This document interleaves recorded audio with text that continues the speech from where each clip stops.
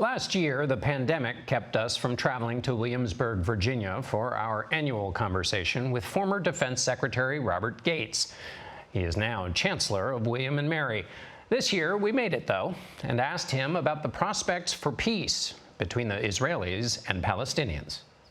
I think there's very little prospect of peace between them at this point. I don't think there has been in quite a long time, and I think, in fact, one of the things that produced the breakthrough with the Abraham Accords between the Israelis and the Gulf states and others has been sort of essentially setting aside the Palestinian issue and moving on to a region that has changed in some pretty dramatic ways, which basically leaves the Palestinians out in the cold.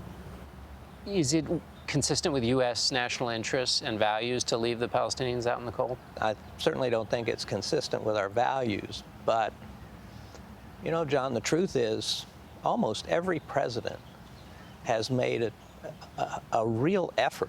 And so these efforts have been stymied time and time again. And I would say there have been Israeli prime ministers who were actually interested in a solution, but the Palestinians couldn't bring themselves to say yes. How do you grade President Biden's handling of the issue? I think that the U.S. not being front and center was probably not a bad thing. I think letting the Egyptians, others, take the lead. The loudest voices for a ceasefire were coming from Europe and from the United States, not from the Arab states, although Egypt certainly played a role in negotiating the ceasefire. You mentioned President Biden was not publicly saying a number of things, not putting public pressure on the Israelis. I think sometimes the United States can achieve its objectives more effectively by playing a behind-the-scenes role than by being out in front. When the United States is out in front, it automatically creates lots of antibodies in a lot of different places.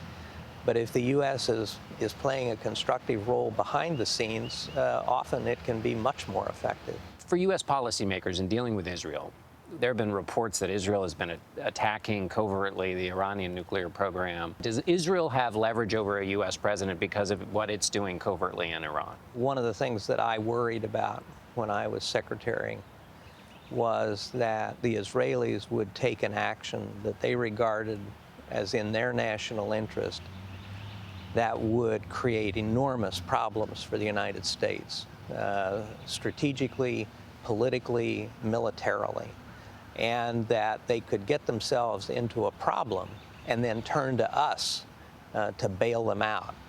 And my worry was always a concern about a unilateral Israeli action that then inevitably would require the United States to become involved. Do you think President Biden has to keep that in mind when he's putting pressure on Prime Minister Netanyahu on the Israeli-Palestinian front, that he has to keep in mind that he also needs Israel to not take the kind of action you're talking about? I think that the mood in the United States, particularly among our politicians in Washington, is probably somewhat less favorable to Israel today than it has been in years past.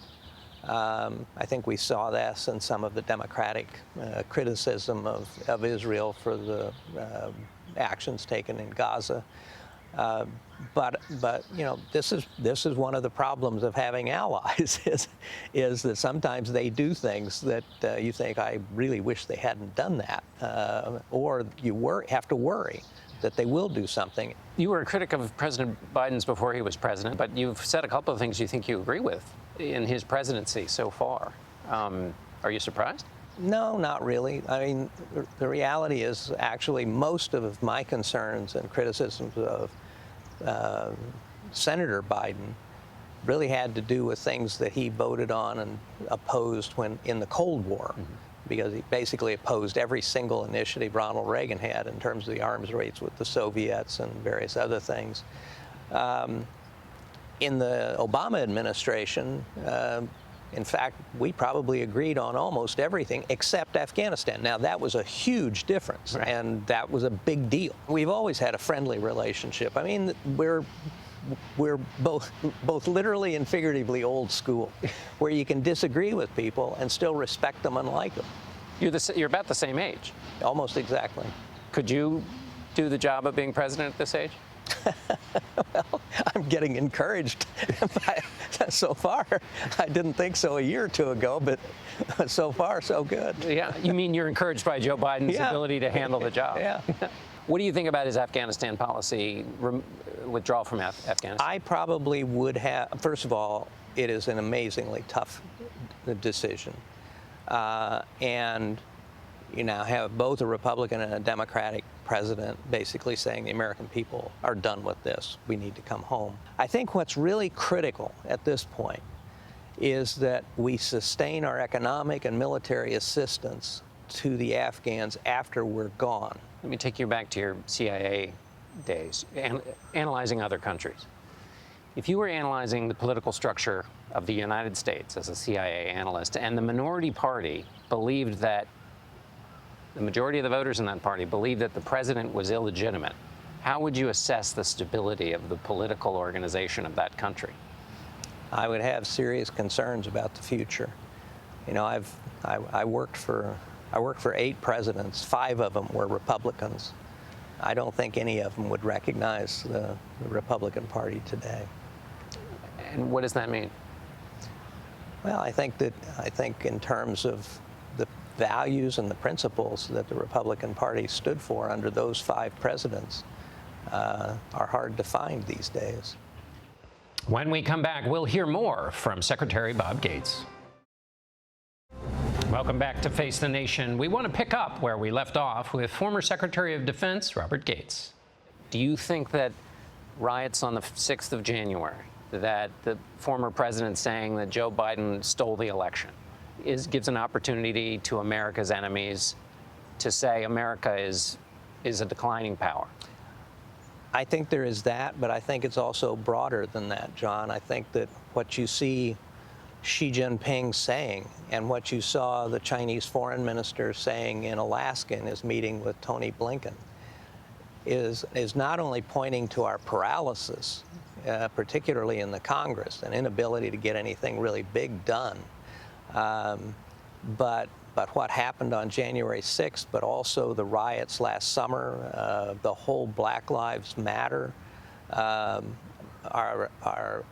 racism that we see in our society. And Xi Jinping's been very open about saying that he thinks we're a declining power. And the only way to counter that, frankly, is through actions, through being able to actually get some things done in Washington that we haven't been able to get done for a long time. But it's also, again, it goes back to strategic communications. How do you convey the message to the rest of the world? Yeah, we're a flawed country. We've always had flaws, but we're unique in that we're the only country that actually talks about those flaws and actually works to try and fix them. Mm-hmm. We are an aspirational country, and we've kind of lost that message, it seems to me. If there's a debate in America over whether the last election was legitimate, 70% of Republicans believe it was not.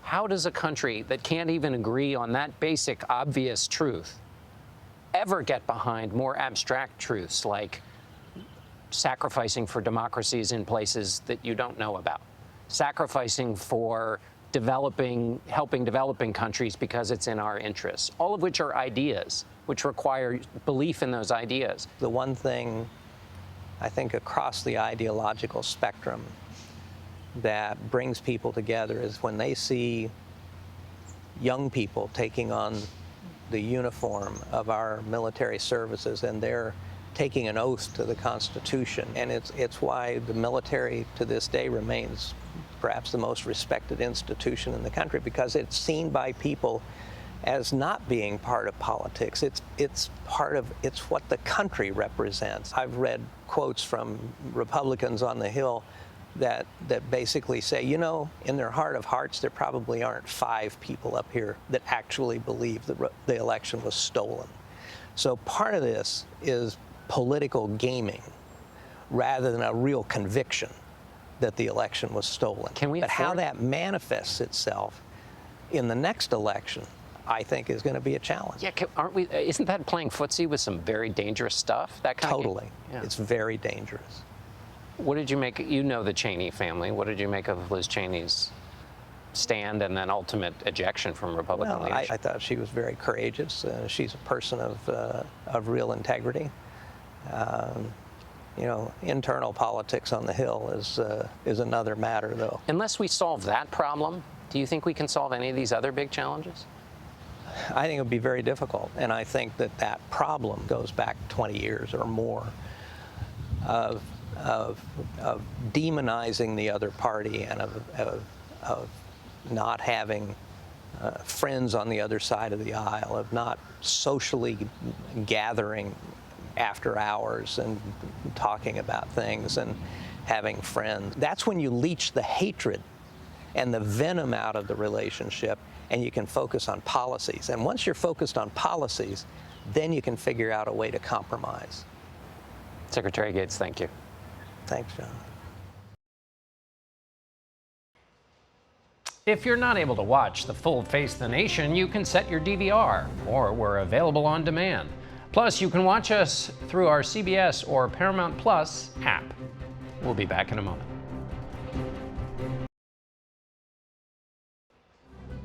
And we'll be right back with more from former Defense Secretary Robert Gates, plus the leader of the U.S. Capitol Review Task Force, Lieutenant General Russell Honoré. Also, an update on the COVID pandemic with former FDA Commissioner Dr. Scott Gottlieb, and the president of William and Mary, Catherine Rowe. Stay with us.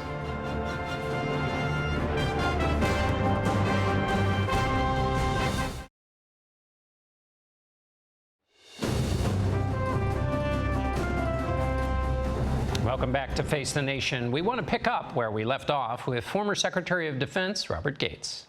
Do you think that riots on the 6th of January, that the former president saying that Joe Biden stole the election, gives an opportunity to America's enemies to say America is a declining power?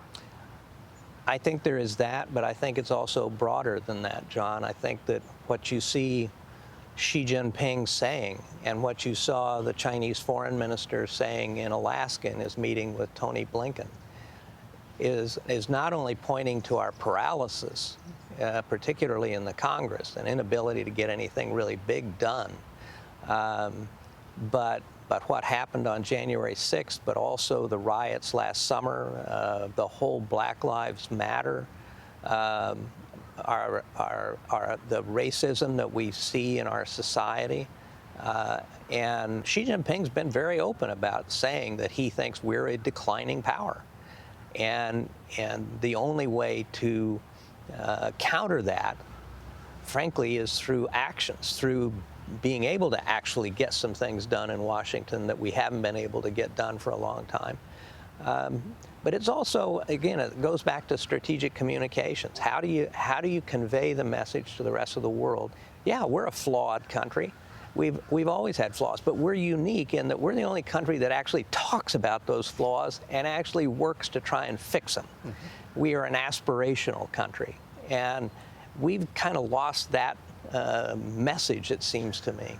If there's a debate in America over whether the last election was legitimate, 70% of Republicans believe it was not.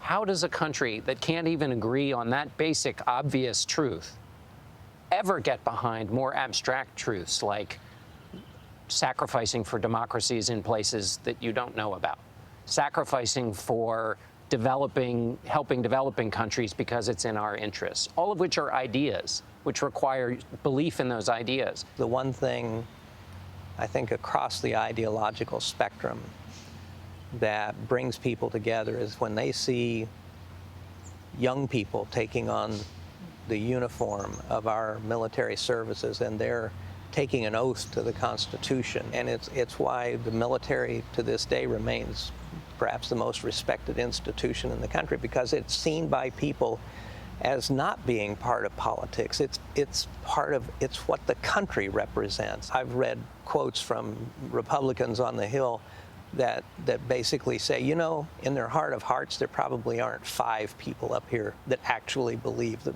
the election was stolen. So part of this is political gaming rather than a real conviction that the election was stolen. But how that manifests itself in the next election, I think, is going to be a challenge. Yeah, isn't that playing footsie with some very dangerous stuff? That kind Totally. Yeah. It's very dangerous. What did you make? You know the Cheney family. What did you make of Liz Cheney's stand and then ultimate ejection from Republican leadership? I thought she was very courageous. She's a person of real integrity. You know, internal politics on the Hill is another matter, though. Unless we solve that problem, do you think we can solve any of these other big challenges? I think it would be very difficult, and I think that problem goes back 20 years or more of demonizing the other party and of not having friends on the other side of the aisle, of not socially gathering after hours and talking about things and having friends. That's when you leach the hatred and the venom out of the relationship, and you can focus on policies. And once you're focused on policies, then you can figure out a way to compromise. Secretary Gates, thank you. Thanks, John. Our full interview with Secretary Gates is on our website at cbsnews.com. The Senate is now considering 2 House-passed measures related to the insurrection of the U.S. Capitol on January 6th, a bill funding increased security and one creating a commission to look into the attack. We go now to retired Lieutenant General Russell Honoré, who conducted a security review following the riots. Good morning, General. Good morning, John. So the National Guard wraps up its mission today at the Capitol. Is now the right time to send those troops home? Well, I tell you what, if it's not, they've hit that magic date and they're going home. And the Capitol is secure based on the mission that the Capitol Police have now, which is secure the Capitol. One of the missions they will not be able to probably accomplish as designated by both houses and all parties is the open campus. They will not be able to return immediately to the open campus where people can openly visit the Capitol because of the strain on the Capitol Police. Their numbers are down over 230. And that was as of the date we completed our report. But God bless the National Guard. They've done significant work, and they are leaving today 137 days after the attack on 1/6. Your report, you looked into the security at the Capitol, and you made a report that was the basis of a bill that barely passed out of the House and looks like it's going to have some tough sledding in the Senate. This is for supplemental funding to take care of some of the inadequacies you saw. Why is it important that this bill pass, and is it urgent, or is it something they can have a think about? The longer they think, the less secure the Capitol would be, because we have to harden the Capitol. And look, 700 million of the 1.9 is paying bills, John. You know, we had to pay for those 20-some thousand National Guard that were there for over a month, and the continued deployment of the Guard, and they're leaving today as we speak. They're redeploying home. So those bills had to be paid. They had to pay bills for overtime for the Capitol Police. You know, the Capitol is not just one building. It's about 10 buildings there that are included under the purview of the Capitol Police. They also put some money in there to pay some of the COVID expenses, as well as money for the architect of the Capitol to start the design work to harden the Capitol. So 700 million is paying bills. I mean, that's just logistics, and that has to be paid. Some of them are taking issue with 200 million that's in the bill to fund a National Guard Quick Reaction Force. There's some talk about using regional police for that mission. That might work on a scheduled event that might happen on Saturday afternoon with a large crowd coming to town. I don't think it will work with a threat of domestic terrorism at 3 o'clock in the morning, where you can call local law enforcement and say, show up at the Capitol. You know, 80% of our Capitol Police live outside the district. That was the reason for the Quick Reaction Force. It still leaves the mission with the DC Guard to be prepared to respond, but the Quick Reaction Force would give them ability to respond in minutes. Now that's going to be hours before they'll be able to respond because you got to recall them to duty. And if there was such a force on the 6th of January, how would things have been different? It could have been totally different. And as has been pointed out, some of the command and control where the Capitol Police Chief can go directly to the Guard in an emergency situation is one of the recommendations we made, and get the National Guard to stop moving. Let me ask you about that day, because urgency for this supplemental funding kind of depends on the way people look back on the 6th of January. I'd like to play a clip here from Congressman Andrew Clyde of Georgia, who recently emphasized some of the video on January 6th. Let's listen to what he has to say. You know, if you didn't know the TV footage was a video from January the 6th, you would actually think it was a normal tourist visit. Now, that's true of some of the footage, but there's also a great deal of the other kind of footage, some of which was released this week of the rioters celebrating hurting a policeman. You looked at this situation on the 6th.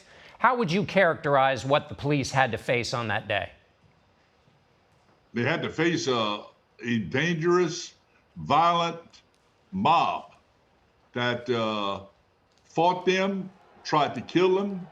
Look, the Capitol Police have taken what we may usually say 3 killed in action.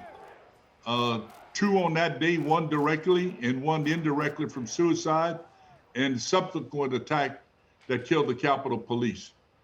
This is a tough mission. The Capitol will have to be protected 365. What I'm afraid of, John, is when I hear statements like that, is that we have a 2-party system that normally would be referred to as a minority party, the opposition.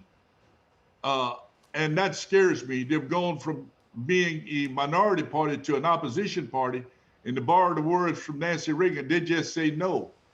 This is serious business. It's about their security. And right now we have the security to secure the Capitol, but that does not include the mission to have it open to the public, which all of them, both sides of the houses, both parties, want the Capitol be open to the public. And this funding is needed. So if they don't fund it, they don't have it. But I think they want the Capitol Police to have current, up-to-date riot equipment. I think they want the Capitol Police to have the security and harden the Capitol. So they're going to have to sit down and talk their way through this. But I don't think waiting on regional police to come to your need is an answer. All right, General, I'm sorry to cut you off. We're going to have to end it there. Thank you so much for being with us, and we'll be right back. It's commencement season, and this year some schools are not only celebrating the class of 2021, but also the class of 2020, many of whom missed out on the pageantry because of the COVID pandemic. Here's our senior national correspondent, Mark Strassman. Dismiss! America's slowly graduating from our COVID siege, a shift marked and mirrored at this month's college commencements. Graduates of 2020. We were supposed to do this last year. USC grads sat socially distanced in Los Angeles.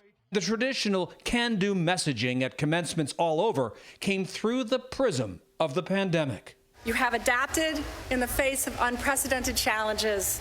You have persevered, and you have earned your degree. Challenges that brought out both despair and America's best. Our COVID times have brightened since the dark days of January. The 7-day average of new cases down 90%. Hospitalizations down almost 80%. COVID deaths now roughly 500 a day, down 85%. New Mexico became the 9th state to hit the goal of 70% of adults with at least 1 shot. 4 others are close.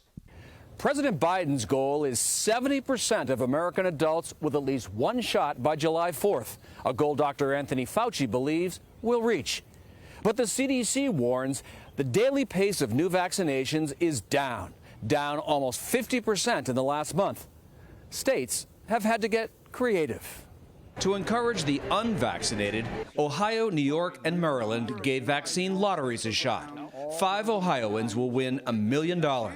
In 1 week, Vaccinations there surged 53%. I mean, literally the next day we went from 2 appointments to 25 appointments. Like these graduates at Texas Christian University, we're all in transition.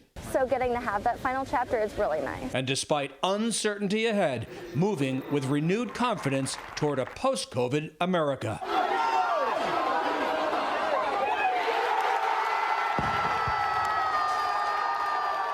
And we go now to FDA Commissioner Dr. Scott Gottlieb, former FDA Commissioner Dr. Scott Gottlieb, who sits on the board of Pfizer and joins us from Westport, Connecticut. Good morning. So, good morning. Dr. Gottlieb, we have been piling up some good numbers in the last couple of weeks. We've been meeting together, but I wanted to focus on one. We're going to put up on the screen the decline in hospitalizations for people to see. What does that say to you, that graph? It shows really a rapidly declining overall vulnerability of the U.S. population. I think we're still seeing a lot of cases per day, about 20,000 cases per day yesterday. And cases may not fall much below 10,000 because we're doing a lot of testing around the country. But the bottom line is that the people who are getting infected now tend to be people who are younger, less vulnerable to the infection, because a lot of the vulnerable population has been vaccinated. About 85% of those above the age of 65 have now been vaccinated. So the people most likely to get into trouble with COVID have now been protected through vaccination. And you're seeing a rapidly declining rate of new hospitalizations as a consequence of that fact. So as Mark Strassman said in his piece, we are entering into the post-pandemic stage. So help us put together a kind of toolkit to navigate that post-pandemic stage. What should individuals be keeping in their mind for that stage that might be different than what we've all been thinking about for the last year and a half?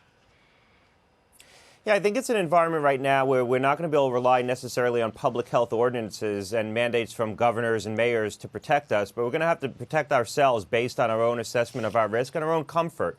And so if you're unvaccinated, you're going to be at higher risk. If you're in a high prevalence area where there's still a lot of infection, you're going to be at higher risk. If you have a pre-existing medical condition, that could put you at higher risk because you're either immunocompromised because of medicine you might be on, or you have a risk factor like heart disease or lung disease, you're going to be at higher risk as well. So I think people need to make individual assessments of their risk as they make judgments about what they should and shouldn't be doing, like wearing a mask in an indoor setting, and also judging the setting. If it's a sort of, crowded setting with a very mixed population, you don't know a lot of the people, that's different than, getting together in a household where a lot of people are vaccinated. And finally, we need to make a judgment about just what our comfort is. A lot of people have spent a year wearing masks, taking certain precautions, and so it's going to take some time for us to get comfortable again going into settings without taking those precautions. I think there's nothing wrong with wearing a mask if you're still in an indoor setting, even in an environment where it's not mandated. And in some places, it's the etiquette. If you go into a pharmacy or a doctor's office, people expect you to be wearing a mask. So people are also going to have to make an assessment about what their comfort level is. And the good news is that I think culturally we've changed in that if you're walking around with a mask right now, you're not looked upon in an odd fashion. Whereas, 2 years ago, if you wore a mask, everyone would take a step back from you. That's right. Well, and maybe people carry the mask in their pocket and use it as the circumstances require. I wanted to add to your point about those who are vaccinated and those who are not. In the calculation people are making in this post-pandemic phase, if you choose not to get vaccinated, you're making a public health choice as well, not just for yourself, right? Based on what we know about how the vaccine works and what, if you're vaccinated, your ability to spread really almost disappears. I think that's a key point. We haven't really talked about it as much because it's not currently in the approved labeling of the vaccines. And so FDA is in a position where they really can't speak to this directly. And the manufacturers can, of course. But CDC can, and they have. When they lifted the recommendation for wearing masks indoors or outdoors if you're vaccinated, what that change was predicated on was information that they have that gives them confidence that if you're fully vaccinated with one of the available vaccines, you're going to not only be much less likely to get infected, either symptomatic or asymptomatic infection, but if you do get infected, if you are vaccinated and you become asymptomatically infected, you're far less likely to transmit the infection. Now, we haven't fully quantified the magnitude of that, but it is substantial. So someone who's fully vaccinated, even if they do end up getting infected with the virus and either know they're infected or they don't know they're infected, they haven't developed symptoms, they're still going to be far less likely to spread that infection. So by getting vaccinated, you're protecting those around you. Even if you're at lower risk, if you're someone who could potentially come into contact with the virus and put others at risk, and you don't want to be in that position of putting other people at risk, you have elderly parents, you have children, you have other people around you who may be vulnerable, getting vaccinated is going to substantially reduce the likelihood that you could introduce the infection into a setting where other people could be put at risk. In our last minute, what about parents who want to know what to think about their kids who are under 12 and they're not being able to get vaccinated?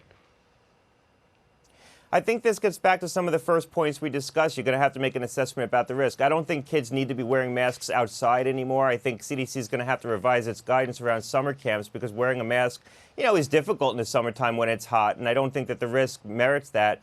But I do think parents need to make an assessment about the risk of the environment that the child's going to be in. So, in a crowded, indoor, stuffy setting, in a classroom, for example, I think having kids continue to wear masks for a period of time is reasonable. It's still not in a very low prevalence environment. The rate of infections coming down sharply. I think by June, we're probably going to be at 1 infection per 100,000 people per day, which is a very low level. It's what CDC defines as a very low level. So the risk is going to be quite low when we get to that point. All right, Dr. Scott Gottlieb, once again, thanks so much for your help, and we'll be back in a moment. While we were in Williamsburg, Virginia on Friday, we also sat down with the president of William & Mary, Catherine Rowe. I interviewed her late last spring for 60 Minutes. At that point, with the pandemic raging, it was unclear whether and how classes would continue. Some people worry about a lost generation. We have an obligation to ensure that this cohort of students doesn't lose speed, doesn't lose momentum in their college educations. What would happen if the students lost that speed? It's really hard to imagine accepting that as a possible path forward. We can't. So however we have a year next year, we will have a year. William & Mary held 6 graduation ceremonies this weekend. Just under 2,000 students received their degrees. We asked President Rowe to reflect on the year. Last spring when we talked, we knew this year would be different. And it has been. It's been 7 years of adaptation in one. An amazing experience, an experience of a community really pulling together and making the adaptations at speed that it needed to. We've moved through those decisions in a phased way. That has turned out to be one of the keys. Work with the data that you have, work with the science that you have, trust in the expertise on your campus, and ask for commitment of your community. And the culture that we have at William & Mary has made that really, really successful. You are in touch with the students here. How did those conversations change with students from the pre-pandemic period? When we got here in August, the country as a whole didn't know how to create shared norms around mask wearing. We were just discovering that wearing masks was the key factor in protecting the community's health, and that was our core commitment. We had a very simple set of goals. Keep teaching, keep learning, keep our community safe so that we can study and be in the jobs that our faculty and staff are passionate about. And we created that culture. We created habits where a mask was the norm. How did students at the lower end of the socioeconomic scale fare through this last year? One of the things that we came away from is a real attentiveness to those who are most vulnerable. So low-income students, first-gen students, students of color, students with families where there might be health issues, and keeping the vulnerabilities, a much wider range of vulnerabilities in mind when you design learning experiences and living experiences. That was imperative. We knew that there could be already, the country was talking about the risk of a lost year. I think what we've had is a hard-won year at William & Mary, and a lot of our success has been about focusing on those who are most vulnerable. If I'm in the audience and you're delivering my commencement address, what is the message from this time of trial and testing? The grit that you showed this year, the adaptability that you leaned into and grew, and the commitment to others that we forged, those are going to be your superpowers for the rest of your life. That's great. Thank you so much, Kat. Thank you, John. Real pleasure. And we'll be right back. That's it for us today. Thank you for watching. Until next week, for Face the Nation, I'm John Dickerson.